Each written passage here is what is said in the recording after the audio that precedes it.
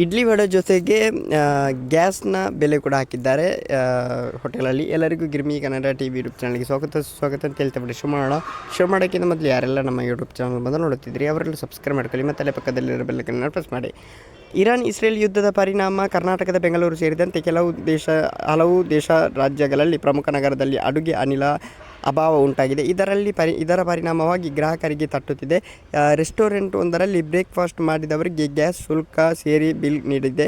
ಇದೀಗ ಇದು ಸಾಮಾಜಿಕ ಜಾಲತಾಣದಲ್ಲಿ ವೈರಲ್ ಆಗ್ತಿದೆ ಅಂತಲೇ ಹೇಳ್ಬೋದು. ಗ್ರಾಹಕರೊಬ್ಬರು ರೆಸ್ಟೋರೆಂಟಿಗೆ ತಿಂಡಿಗೆಂದು ಹೋಗಿದ್ದರು.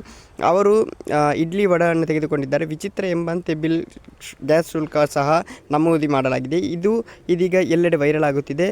ಈ ಬಿಲ್ ಚೆನ್ನೈನಲ್ಲಿ ಅಂತಲೇ ಹೇಳ್ಬೋದು. 12/3/2026 ಸಮಯ 8:32 ಅಂತ ಇದೆ ಅಂತಲೇ ಹೇಳ್ಬೋದು.